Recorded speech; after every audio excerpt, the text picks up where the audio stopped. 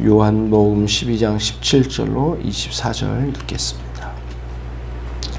나사로를 무덤에서 불러내어 죽은 자 가운데서 살리실 때에 함께 있던 무리가 증거한지라. 이에 무리가 예수를 맞으면 이 표적 행하심을 들었음이로라. 바리새인들이 서로 말하되 볼지어다 너희 하는 일이 쓸데없다. 보라 온 세상이 저를 쫓는도다 하니라. 명절에 예배하러 올라온 사람 중에 헬라인 몇이 있는데 저희가 갈릴리 벳세다 사람 빌립에게 가서 청하여 가로되 선생이여 우리가 예수를 배웁고자 하나이다 하니 빌립이 안드레에게 가서 말하고 안드레와 빌립이 예수께 가서 여짜온대 예수께서 대답하여 가라사대 인자의 영광을 얻을 때가 왔도다. 내가 진실로 진실로 너희에게 이르노니 한 알의 밀이 땅에 떨어져 죽지 아니하면 한 알 그대로 있고 죽으면 많은 열매를 맺느니라. 아멘. 오늘 말씀은 예수님께서 예수님의 영광 받으실 때를 선포한 날입니다. 그렇죠? 그 특별한 계기가 있었다면 베다니에서 나사로를 살리신 사건이 큰 기폭제가 됐다고 그래요. 나사로를 살리신 그 예수님의 표적을 보았던 군중들이 여러 곳에 가서 사람들에게 말했겠지만 특히 예루살렘 이 명절 6월절에 모인 무리들에게도 이 사실을 알렸던가 봐요. 그래서 처음 들었던 사람들까지 예수님의 이 표적, 나사로를 살리신 표적, 죽은 자를 살리신 주님의 큰 기적에 큰 감동을 받은 거죠. 그래서 이제 그 앞절에 나와 있는 호산나 다윗의 자손이여 라고 외치는 군중들의 외침이 있었고, 예수님께서 이 명절에 들어오실 때, 예루살렘으로 들어오실 때 환영을 했던 이유도 그 소문 때문이었다 라고 하는 이야기죠. 17절에 이제 18절 말씀까지 그런 이야기죠. 사람들이 이 사실이 특히 이 6월절 명절에 모인 군중들에게 삽시간에 많이 퍼졌던가 봐요. 이 소식이. 예루살렘에서 또 가까운 곳 베다니에서 일어난 일이기도 하고, 그리고 이 한 번에 모인 사람들에게 커다란 충격적인 소식이 되었기 때문에 사람들에게 감동이 되고, 함께 모인 사람들은 예수가 이때 올 것인가 말 것인가 서로 논의했다고 그랬잖아요, 앞에서. 그래서 드디어 예수님이 나타났는데 나귀를 타고 오신 거죠. 군중들이 굉장히 많은데 특히 같은 걸음으로 오셨다면 군중들의 휩싸에 잘 보이지는 않았을 거예요. 그러나 그리 높지 않는 나귀 새끼지만 나귀 새끼 위에 앉으신 대로 오신 것을 보면 군중들보다는 약간 그래도 높이 보이는 상태로 군중들이 조금은 멀리서도 보였을 거라고 생각돼요. 그러니까 그 예수께서 오셨다는 사실에 크게 감동이 되고 사람들이 소리를 질렀는데, 일단은 사람들의 생각에는 기본적으로 그 구약에서 메시아, 하나님의 아들로 오실 메시아에 대한 본래의 계시의 의미하고는 좀 차이가 나게, 다시 말하면 인류를 구원하려 당신 자신을 십자가에 희생시키셔서 다시 부활하여 수많은 영혼들을, 이후에 오고 오는 영혼들을 구원하실 하나님의 계획보다는 당장 이스라엘 이 나라를, 이 유대 나라를 로마의 정권으로부터 구원해 주기를 원하는 다급한 이러한 소원을 외쳤잖아요. 그래서 호산나라고 하는 용어가 우리를 구원해 달라는데 참 귀한 용어이긴 하지만 유대인들이 가지고 있는 생각은 오늘날 우리가 신약성경에서 이야기하고 있는 우리가 거듭나 회심을 경험하여 그리스도를 아는 방식으로 우리의 영혼의 구원, 영원한 영생을 요구하는 것이 아니라 이스라엘을 로마에서 구원해 달라는 그런 의미로 외쳤잖아요. 아무튼 다른 생각을 가지고 군중들이 움직였지만 사람들은 예수에 대하여 호감을 가지고 그리고 예수님에 대한 좋은 반응을 가지고 막 몰려든 거죠. 이런 상황에 바리새인들이 서로 외치기를 야 틀렸다. 봐라. 이렇게 많은 사람들이 예수님을 믿게 되었으니 우리가 하는 일이 무슨 쓸데 있겠느냐. 쓸데없다. 그게 19절에 나오죠. 바리새인들이 서로 자신들이 모의해서 예수를 죽이고자 했던 그 계략이 안 될 것 같다. 불안감, 그 다음 분노, 그 다음 군중들의 그 외침 소리에 대한 두려움, 뭐 이런 것들이 뒤섞인 것 같아요. 사실은 예수를 잡아 죽이기로 지금 작정을 했는데 이 엄청난 군중에 예수가 계시고 또 예수께서 그 군중들에서 호응을 받고 있으니까 야 이젠 안 되겠다. 봐라. 따르는 저 군중들을 봐라. 그런 거죠. 그러니까 유대인의 특히 유대인의 지도자들에 의하면 야 우리의 계획이 이제 수포로 돌아갔다. 왜요? 군중들이 저렇게 많이 따르니 이제는 예수가 모든 유대인의 마음을 다 빼앗아 갔구나. 이제는 우리가 안 되겠구나. 그런 약간의 인간적인 좌절이에요. 그쵸? 19절은 아주 절묘한 면이 있어요. 자신들이 그토록 죽이려고 했던 예수를 죽이지 못하게 된 이 상황에 대한 어떤 면에서는 절망 같은 소리예요. 19절이. 그런데 오늘 말씀 24절에 가면 예수님께서 뭐라고 말씀하시냐면은 한 알의 밀이 땅에 떨어져 죽지 아니하면 한 알 그대로 있고 많은 열매를 맺을 수 없게 될 거다. 근데 만약에 죽는다면 한 알의 밀이 땅에 떨어져서 제대로 썩어간다면 거기에서 싹이 나가지고 쭉 줄기가 뻗고 나중에 꽃이 피고 열매를 맺어서 굉장히 많은 소출을 얻게 되지 않겠습니까? 농사 짓는 법에서 이미 알고 있는 그런 비유를 들으셔서 예수님이 죽으셔서 하나의 밀처럼 땅에 떨어져서 이렇게 묻혀진 그 상태로 되면 그리고 거기서 다시 솟아나서 밀처럼 다시 솟아난다면 수많은 영혼들을 살리는 열매를 맺을 것이다 라고 하는 말씀을 하신 거예요. 보세요.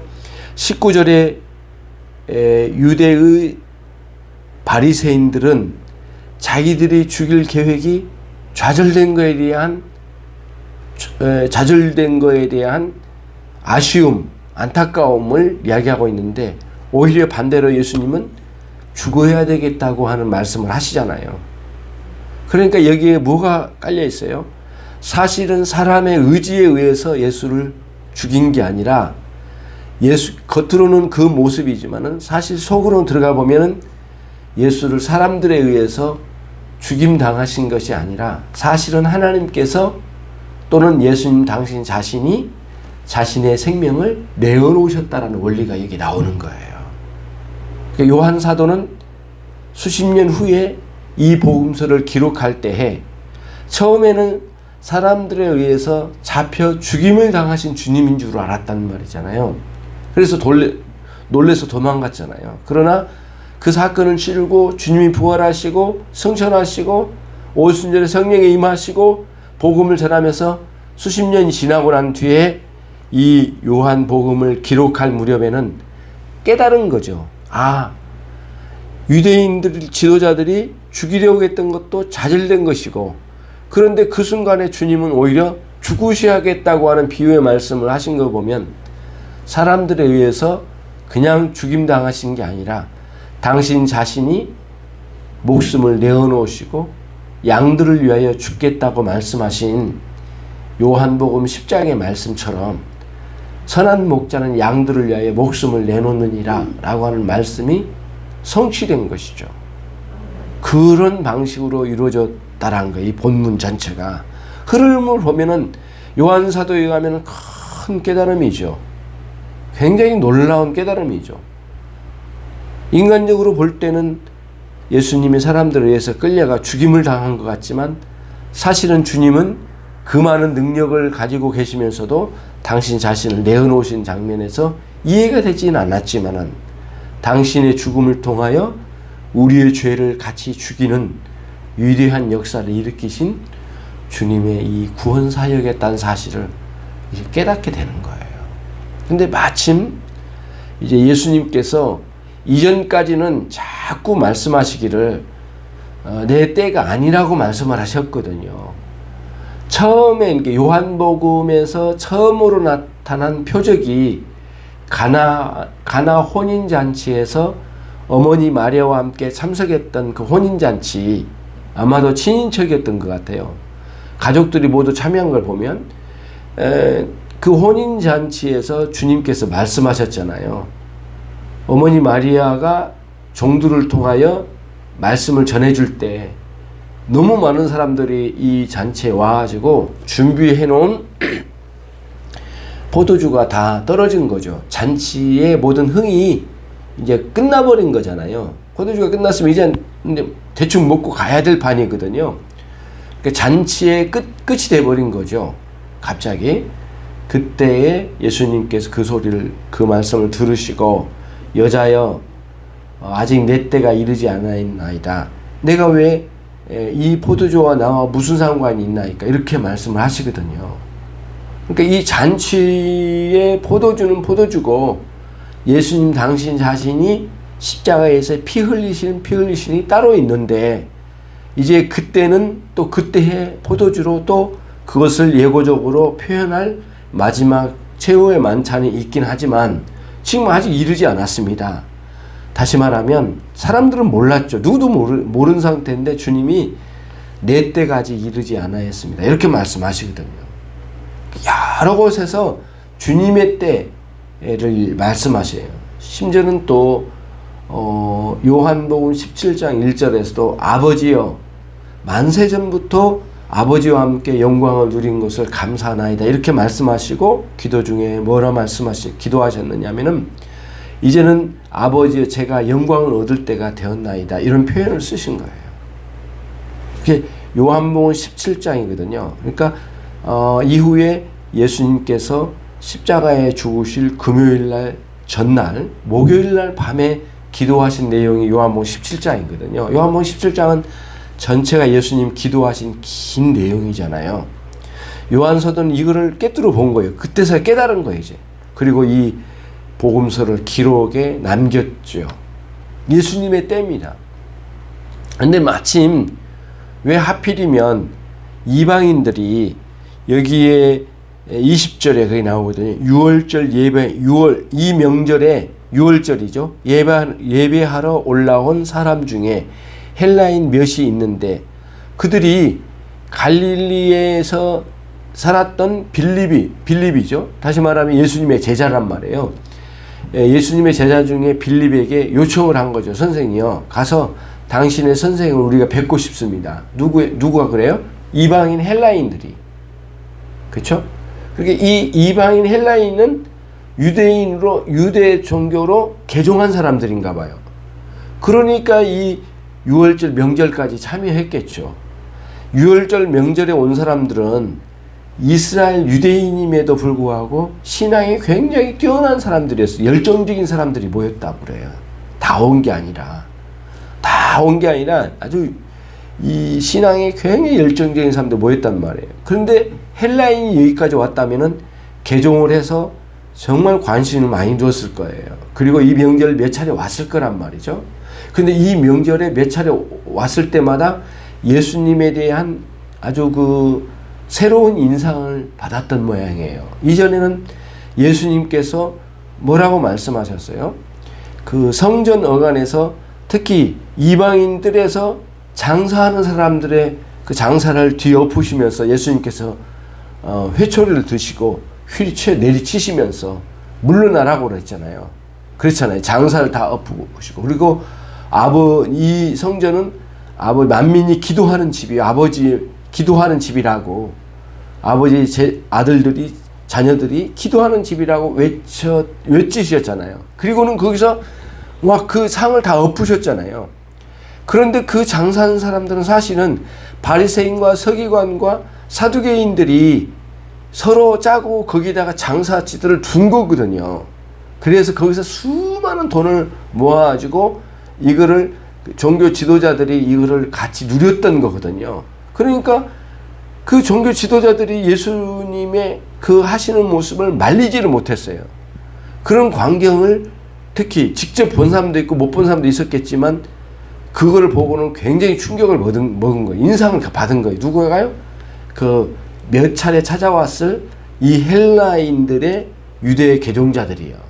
근데 이때에 또 그 예수가 오셨다라는 큰 소식, 그리고 군중들이 환영한 소식, 이걸 같이 겹하니까 특별히 그분을 뵙고 싶었던가 봐요.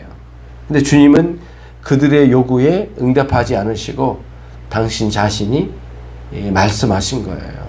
그러니까 제자들이 이제 안드레아하고 빌립이 예수님께 찾아와서 헬라인이 만나 뵙고 싶어 합니다. 이렇게 말씀을 여쭈니까 예수님께서 말씀하시기를 이제 내 때가 되었다. 동문서답을 하신 거예요.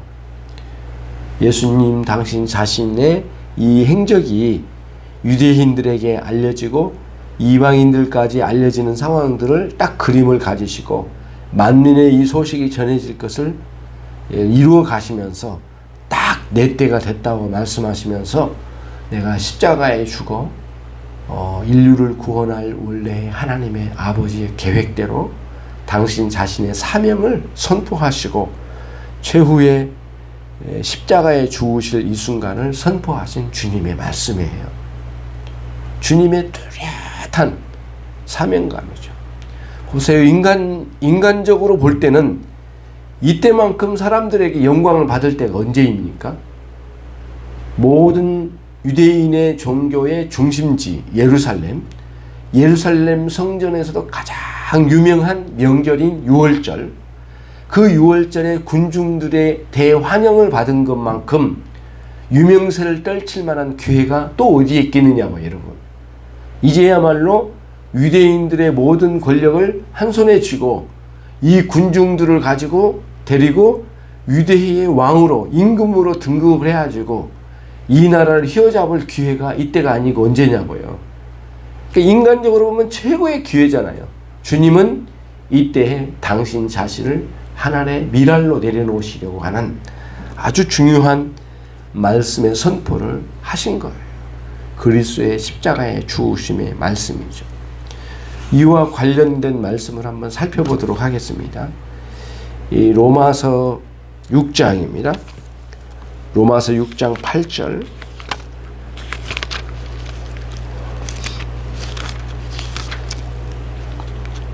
로마서 6장 8절과 9절, 10절, 11절까지인데요. 제가 한번 읽겠습니다. 예수님의 십자가의 죽으심의 의미, 그리고 우리의 구원과 관련된 말씀입니다. 로마서 6장 8절로 11절. 만일 우리가 그리스도와 함께 죽으면 또한 그와 함께 살 줄을 믿노니 이는 그리스도께서 죽은 자 가운데서 사셨음에 다시 죽지 아니하시고 사망이 다시 그를 주장하지 못할 줄을 알미로라. 그의 죽으심은, 십자가의 죽으심은 우리의 죄에 대하여 단번에 죽으심이요 그의 살아나심은 하나님께 대하여 살으심이니 이와 같이 너희도 너희 자신을 죄에 대하여 죽은 자요 그리스도 예수 안에서 하나님을 대하여는 산자로 여길지어다. 그러니까 이 로마서 6장 8절로 11절의 말씀은 예수님의 죽으심이 우리의 죽음, 다시 말하면 우리의 영원한 죽음을 함께 죽이는, 그리고 사멸시키는 그러한 위대한 십자가의 죽으심의 사건이었다는 것을 말씀드린 거고, 다시 예수님께서 그 죽음에서 살아나셨는데 우리는 이 죄와 함께 옛삶이 죽고 다시 예수님과 함께 의의 삶을 살아서 하나님을 향하여, 하나님에 대하여, 하나님과 관계되어서 이제는 다시 살아난 새로운 삶을 살게 됐다는 거죠. 옛삶에 대해서는 그리스도와 함께 죽은 거고, 새로운 믿음의 삶으로 살아나는 우리의 삶은 하나님과 관계되어지고 하나님을 우리 아버지로 삼고 우리의 왕으로 삼은 새로운 삶을 살게 되었다는 거예요. 예수님은 그러한 우리의 삶의 열매를 맺기 위하여 하나님의 메랄로 죽으셨다는 거예요. 그게 로마서 6장 8절로 11절의 말씀에 연관된 말씀이죠. 그렇죠? 예수님의 죽으심의 이 선포가 얼마나 큰 의미가 있는지를 오늘 우리가 깨달을 수 있게 되죠. 그렇죠? 기도하겠습니다. 주님의 놀라운 주님의 때의 선포를 이 아침에 듣습니다. 주님께서 그토록 당신 자신의 때를 예고적으로 말씀하시더니 이제는 그 때가 되었다라고 선포하신 이 말씀을 통하여 주님의 분명한 사명을 드러내시고 십자가에 죽으실 일들을 선포하시고 사람들에 의하여 끌려간 모습이었지만은 주님은 당신 자신의 생명을 스스로 내어놓으시고 또 생명을 취하신 위대한 주님의 능력과 그 권세와 그리고 그런 섭리의 절정을 우리 가운데 보여주셨습니다. 주님 감사합니다. 인류 구원자로 오신 주님께서 이 땅에서 이루신 위대한 역사를 이 아침에 목도하며 우리의 신앙심의 깊은 은혜와 주님과 함께 다시 사는 은혜를 누리는 참으로 아름다운 남은 생애가 주님 앞에 드려지길 원합니다. 우리 또한 하늘의 미랄처럼 죽어지는 그런 삶의 원리를 따라 남은 생애를 살아갈 수 있도록 죄에 대하여 날마다 죽어가는 바울 사도의 삶처럼 우리의 삶도 그와 같이 되기를 원합니다. 오늘 또 찾아온 이 아침에 당신의 종들에게 큰 은혜를 내려주시고 오늘 또 하루를 살아가게 될 인천 열린교회 모든 권속들에게 그의 삶의 현장에서 주님 함께해 주시기를 원합니다. 예수 그리스도의 이름으로 기도를 옵나이다. 아멘.